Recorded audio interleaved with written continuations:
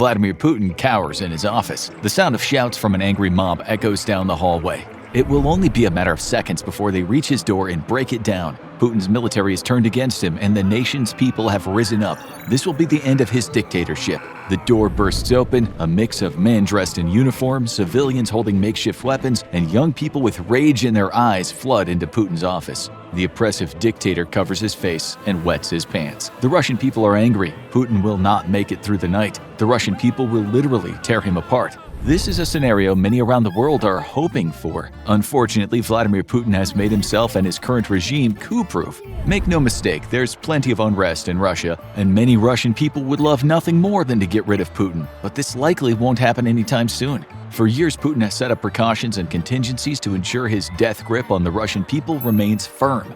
Vladimir Putin is a brutal dictator who is strangling his own country and holding a large part of the world's natural resources, such as gas and oil, as ransom to get what he wants. As the war in Ukraine continues to rage on, more and more Russian citizens are becoming unhappy with the way Putin is running their country. However, even if the majority of Russia wants a change in the government, there's practically no chance of a revolution or a coup happening with the current status quo. This is despite the fact that the people of Russia are suffering more now than at any other time in recent history as economic sanctions cripple the Russian economy and the war effort consumes its industries and citizens. Food is becoming more and more scarce. Intense poverty is weighing on the majority of the Russian people, and yet Putin is still living a life of luxury and fueling his inferiority complex by using precious national resources and the nation's civilian population to fight a war that he never should have started. The conscription of more people into the military as casualties mount has led to many fleeing Russia and seeking refuge in other countries. However, at some point, the Russian people will have had enough. There's only so much anyone can take before they rise up. Trouble's already brewing for Putin, yet he doesn't seem too nervous because of the contingencies he's put in place to ensure he'll never fall from power. Based on history and current events, there are two ways that Putin could be removed from power. The first is a military coup organized by high-ranking military officials that would overthrow the current regime and replace it with a new one. The second way Putin could be removed from power is by a popular uprising where the majority of Russian citizens rally together to take back the country from the oppressive government. It's interesting to note that during the Cold War and the years after, coups tended to be the way power shifts in a country occurred. For example, this is what happened with Fidel Castro in Cuba and the removal of Juan Perón from Argentina's government in the 1950s. However, from the 1990s onward, authoritarians have been more commonly removed from power by popular uprisings than coups. This could be seen in the Arab Spring movement in 2010. Therefore, Putin might need to be more concerned about his own citizens threatening his authority than a hostile military takeover. That being said, Vladimir Putin has set up the Russian government and its structure in a way that ensures neither one of these threats to his power could happen. No matter how selfish or idiotic the decisions he makes are, there's nothing anyone in Russia could do to stop him. Internally, Putin and his closest allies have calculated where the threats to the regime might come from and have put blockades in place to ensure they can be squashed before even gaining traction. Putin probably spends more time thinking about how to stay in power than anything else. These policies have led to the arrests and murders of countless dissidents while also oppressing the generally silent majority. Putin is a true sociopath and a very dangerous person.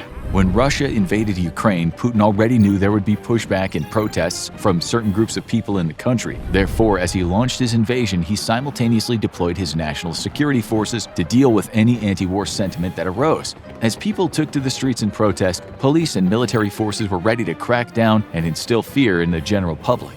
The state tightened its grip on the media, allowing only pro-war and pro-Putin news to reach the Russian people. On top of that, false information about wartime progress was intentionally spread amongst the populace, along with a number of other lies to make Putin look strong and justify the sacrifices that the Russian people would have to make in order to win the war against Ukraine. Social media was either highly censored or shut down in order to stop any anti-war or anti-government information from reaching the people. All these things happened quickly, showing just how prepared Putin and his regime were for any type of internal threat to their power. But let's look at the intricacies of Putin's plan to ensure that a coup or public uprising doesn't happen in Russia. The sheer extent to which Putin and his allies will go to guarantee they never have to answer to anyone else is staggering. Their tactics are brutal and truly terrifying. Anyone who wants to speak out against the Russian government must risk their own life just to be heard. Since Russia seems to be certainly focused on waging war and slaughtering thousands and thousands of innocent Ukrainian civilians while simultaneously taking heavy losses of their own, it may seem a military coup would be the biggest threat to Vladimir Putin's power. There's no doubt that a military coup is more likely now than before the war, as high-ranking generals and military leaders are being punished for Russia's shortcomings in the war. But even with discontent within the military, a coup is still improbable because of the different systemic structures Putin has put into place to ensure the military remains under his control. Vladimir Putin has surrounded himself with devoutly loyal men who are rewarded for ensuring no threat to his power ever arises. Their lives are good as long as Vladi is happy, and when he isn't, they can always push the blame on people below them and make sure they stay in the dictator's good graces. This is one of the reasons why Russia is in its current predicament with Ukraine. Although many military advisors suggested that Russia should attack Ukraine with the full might of the military to ensure a quick victory, Putin decided he didn't want to follow their advice. Instead of pushing back, military leaders had no choice but to accept Putin's will. When the invasion force entered Ukraine, they met much more resistance than expected, and Russia suffered defeat after defeat. This enraged Putin, but he wasn't about to admit that he had made a mistake, so others paid for it. By passing the blame onto military leaders not directly in his inner circle, Putin can constantly be reassured that he is infallible, which obviously isn't true. This brings up one of the main catalysts for a coup and something that Putin's regime has already planned for. When an army suffers losses and the blame is pushed onto generals and other military leaders, it can cause insecurity within the ranks. If Putin ever wanted to remove someone from their post and throw them in jail, there would be little anyone could do to stop him. In fact, this has already happened. Putin has already punished high-ranking FSB agents responsible for foreign intelligence failures. This even includes one of the highest-ranking members of the Russian intelligence community, Sergei Beseda, who was held directly responsible for faulty intel around Ukraine's military capabilities. It's unclear what will happen to the people Putin blames for the failed war effort, but he's had plenty of his own people killed before, and it's not unheard of for someone who Putin is unhappy with disappearing without a trace. It's Putin's ability to blame others and get rid of anyone he deems a threat to his power that has helped prevent a coup within his military. But there are other structures in place to make sure that even generals in the field have limited ways of gathering power for themselves. To start with, coups of the past tend to be relatively bloodless. More often than not, leaders who want to overthrow a current regime will not make a move until they're absolutely sure they have the majority of the military behind them. When the coup is carried out, it's just a matter of turning the guns toward the outgoing regime and then escorting them out of their seats of power. Obviously, things don't normally turn out great for the people being ousted by the coup, but there are rarely any large battles when a military leader decides to seize power with the backing of most of the military personnel in the country. The problem with Russia is that no single military leader has enough power or autonomy to stage a coup. And this is exactly how Putin plans it. For starters, Vladimir Putin and his cronies have made sure to plant counterintelligence officers throughout the government, so they're always aware of what's going on. The problem for military leaders who want to stage a coup is that they have no idea who can be trusted and who will give them away to Putin. It's very difficult to organize the overthrowing of a government when your best friend or closest ally might be an agent for Putin. This has sowed seeds of mistrust amongst military leaders and prevented any one person from gaining too much support or rallying others behind them. Also, Putin has made sure that the military itself doesn't have too much power. For example, separate security agencies are responsible for overseeing the repression of information and maintaining order amongst the Russian people. This means that although military leaders might have a certain amount of authority with the troops in the field, back at home, they have few allies and very little contact with the leaders of other agencies. On top of separating the military from internal affairs, Putin has structured many state agencies so that the only way they can communicate with one another is through his most trusted allies. An excellent example of this is the Rosgvardia, or Russian National Guard, which was created back in 2016. This agency was designed to further separate the internal police and law enforcement services from the military. The Rosgvardia is led by a man named Viktor Zolotov, who is insanely loyal to Putin and worships him like a god. This agency is in charge of border security as well as counterterrorism and works closely with the Russian intelligence service.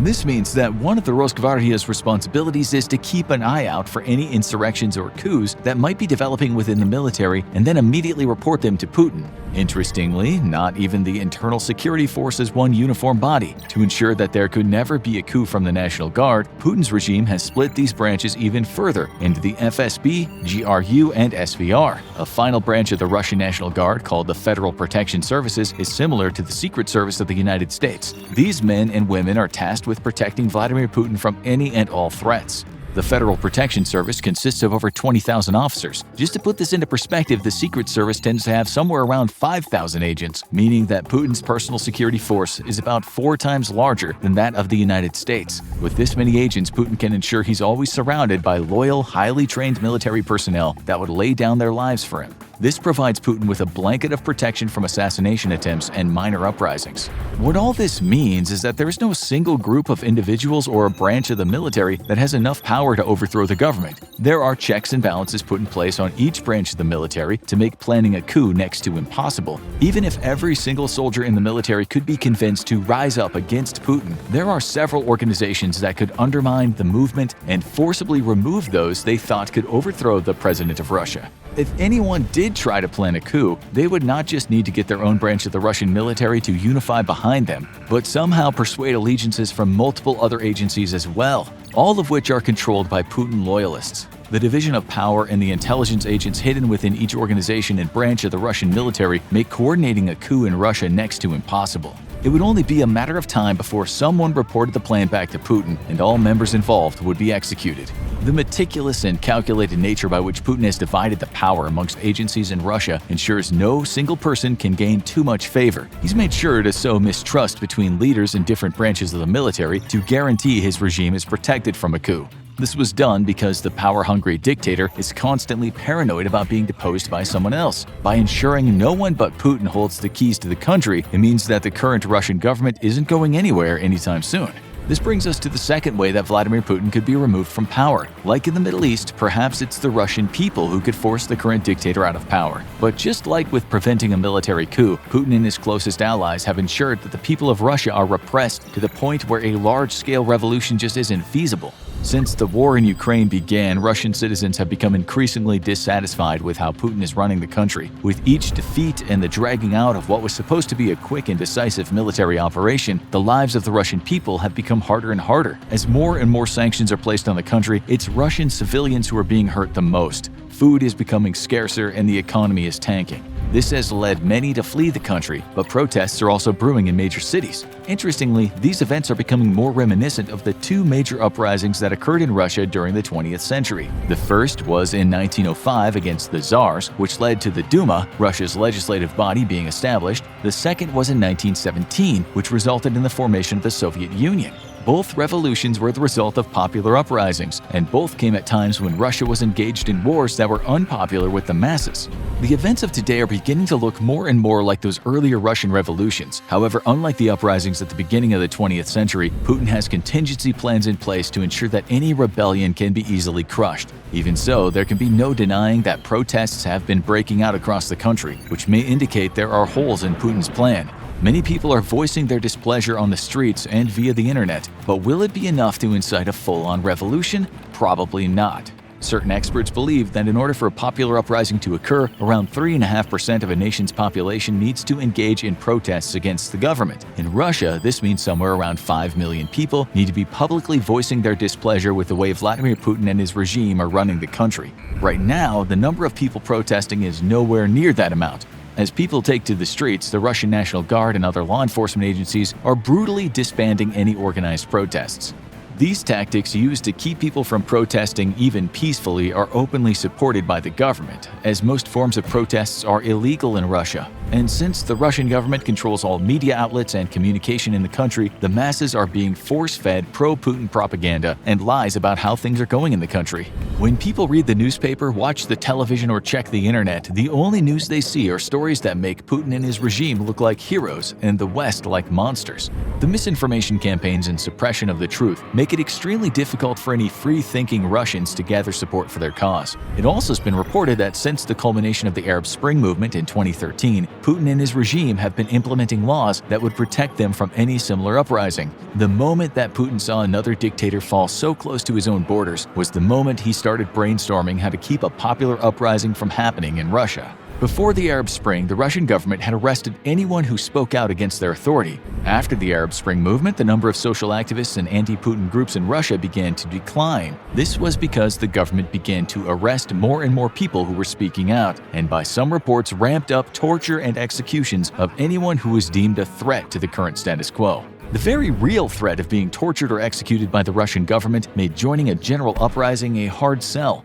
Instigators of such an uprising need to convince millions of ordinary people that the risk of death is worth the reward to overthrow Putin. It's likely that anyone who wants change in Russia knows at least someone who's been arrested, brutally beaten, or tortured by the government. Knowing that you or your family could be their next victims because you spoke out against Putin has many terrified, and rightfully so. Unfortunately, this means organizing an uprising is pretty much impossible in Russia. The number of military personnel loyal to Putin far outnumber the ordinary citizens openly voicing their discontent with the current government.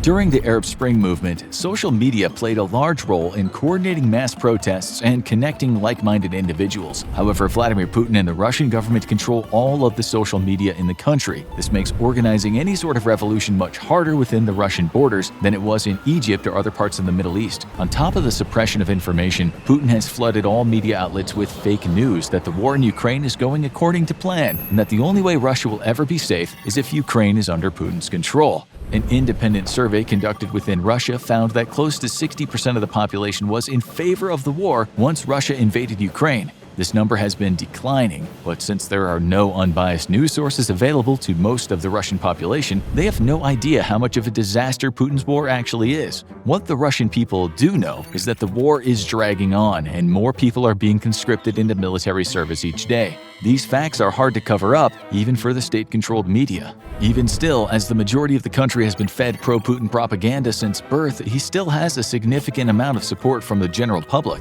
The brave protesters and Russian citizens speaking out against the government will never be able to incite an uprising unless they can find ways to disseminate information about their cause to the masses. Putin knows this, which is why he spent the last several years tightening his grip on social media and information outlets in Russia. He understands that by controlling the flow of information within the country, he can essentially prevent any form of organized revolution from occurring. Suppressing protests and controlling information are definitely two major tactics used by Putin to keep a popular revolt from overthrowing him. However, he has not gotten rid of the old-school method of just throwing anyone who disagrees with him in jail. Vladimir Putin has found ways to keep information from the general public, but there have always been Russian citizens who have tried to speak out against him and spread the truth about his brutal dictatorship. Activists who gain too much momentum almost always find themselves at the mercy of Putin's private security forces. In fact, it's not uncommon for leaders of protest movements to disappear, never to be heard from again. It's extremely dangerous to speak out against Putin in Russia, which is why so few people do it. For those Russian citizens who do get their information from reliable sources and want to change the way the country is run, there is very little they can do, especially if they don't want to risk their lives. Other than controlling information, it's fear that has allowed Putin to keep the masses from revolting. This is why many anti-Putin activists eventually flee the country. Otherwise, being arrested is almost an inevitability. However, inciting a widespread revolution from outside of Russia is all but impossible. There's no way for activists to reach the large number of Russian citizens needed to start the revolution from outside the nation's borders. What Putin has created is a society where there's no real way to cause change. The only changes that occur are those made by the government, and since the government isn't controlled by the people, a popular uprising is incredibly unlikely to happen in Russia. That being said, nothing is impossible. Vladimir Putin has a stranglehold on the country, but as the Russian people suffer more and more from the sanctions being placed on the nation, protests could escalate, and change might be inevitable. Even if the majority of Russian people believe what is being told to them through the state-controlled media, there will be a tipping point where pain and suffering will start a revolution. Given a choice between watching loved ones die in a war that Putin promised would be over long ago or voicing discontent, even if it's dangerous, many Russians will eventually choose revolution. As more people begin to feel the economic impacts the sanctions on the country are having and begin to suffer due to a lack of food, clean water, and resources, they will blame those in power. Both a military coup and a popular uprising become more and more likely, the more the Russian people suffer. If history is any indication of what happens to dictators who continue to fight a losing war and allow their citizens to suffer, Putin may be ousted from power in the coming years. However, Vladimir Putin has made it very clear he will not give up willingly. This is the reason he's put so many contingencies in place to prevent a coup or uprising. If the Russian people do want to change in power, they'll most likely have to forcibly get rid of Putin. Whether this is done by a clever group of military leaders that use the war with Ukraine as a way to meet in secret on the battlefield, or activists finding ways to spread their anti-Putin messaging around the country, there is a chance, even if it is small, that Putin could be removed from power in the coming years. But even though this is what many people around the world are hoping for, the likelihood of Vladimir Putin being ousted at this point in time are almost infinitesimal. From the moment he took control of Russia, Putin has been implementing policies and setting up the government in a way that ensures the only way he'll give up his power is by having it pried from his cold, dead hands. Unfortunately for the world and the Russian people, it seems like we're stuck with Vladimir Putin for the time being. Now watch why Putin's invasion of Ukraine is a failure, or check out insane ways Vladimir Putin survived assassination attempts.